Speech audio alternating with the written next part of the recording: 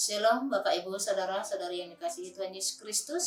Pada hari ini kita berjumpa kembali di ayat renungan HKBP Renungan hari Selasa tanggal 9 Juli 2024. Sebelum kita mendengarkan firman Tuhan, kita bernyanyi.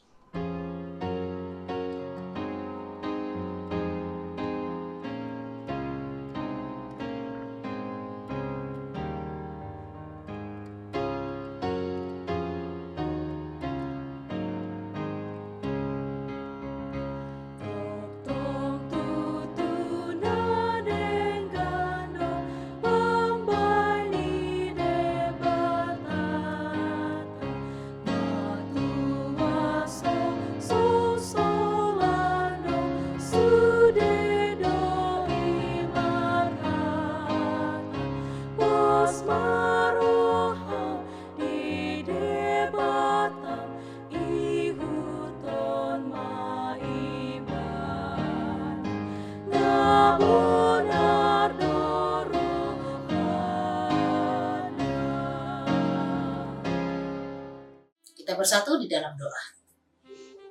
Allah Bapa yang baik, yang kami sembah dan yang kami kenal di dalam iman kepercayaan kami. Kami datang ya Tuhan untuk bersekutu bersama dengan Engkau. Bersabdalah Engkau ya Tuhan dalam hati kami para hamba-Mu telah siap untuk mendengarkannya. Amin. Bapak Ibu Saudara-saudari yang dikasihi Tuhan Yesus Kristus, firman Tuhan, ayat renungan kita pada hari ini yang tertulis dalam di Yeremia pasal 30 ayat 20. Demikianlah firman Tuhan. Anak-anak mereka akan menjadi seperti dahulu kala, dan perkumpulan mereka akan tinggal tetap di hadapanku. Aku akan menghukum semua orang yang menindas mereka. Dipulihkan seperti dahulu kala.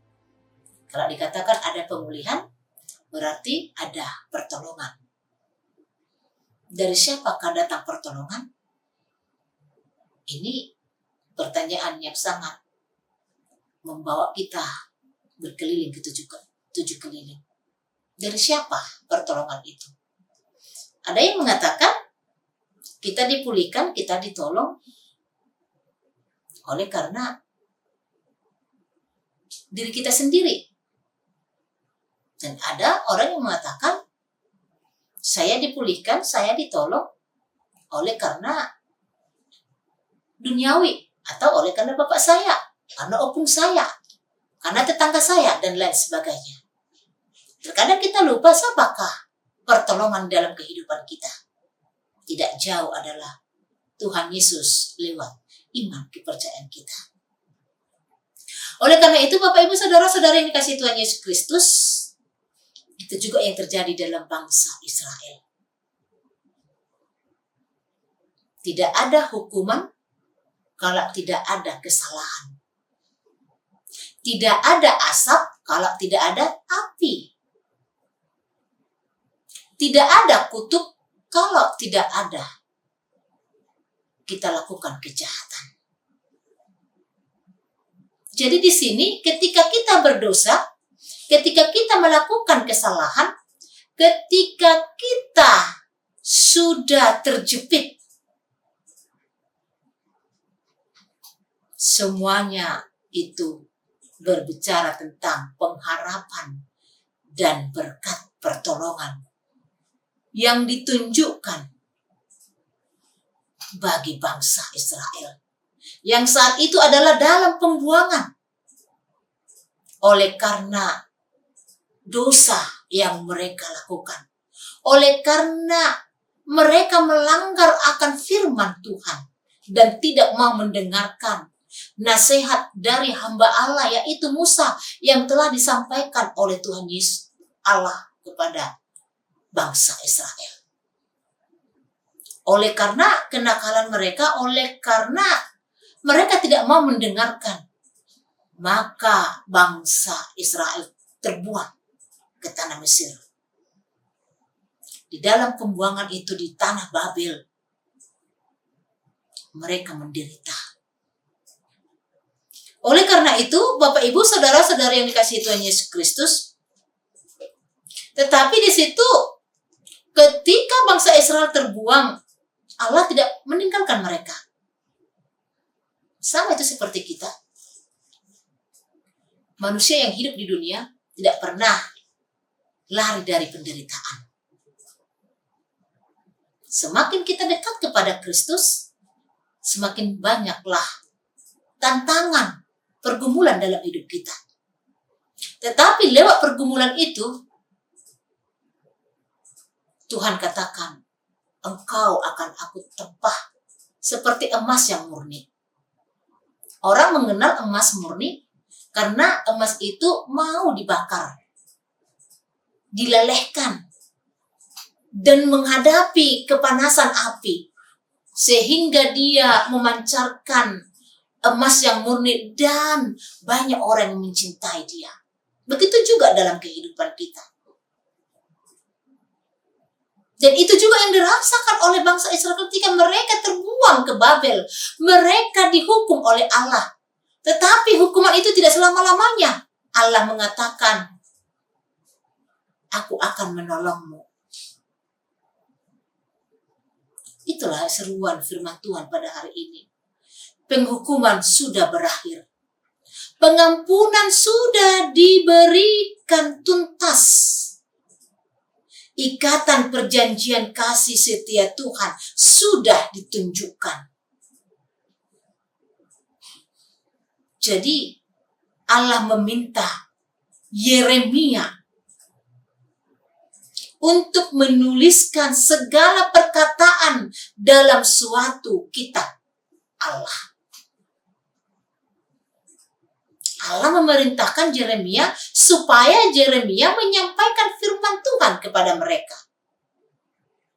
Sebab kekuatan manusia tidak ada bandingnya dengan kekuatan Allah. Jelas di situ dikatakan tujuannya Allah ingin agar untuk umat bisa melihat dan memegang janji tersebut. Bangsa Israel telah berjanji kepada Allah bahwa mereka tidak akan menduakan Allah. Walaupun masalah apapun, pergumulan apapun yang akan mereka hadapi ketika mau memasuki ke tanah Kanaan, mereka sudah berjanji akan menuruti dan melakukan perintah yang disampaikan Allah kepada lewat Musa. Tetapi janjinya itu mereka ingkari. Janji itu tidak mereka tepati.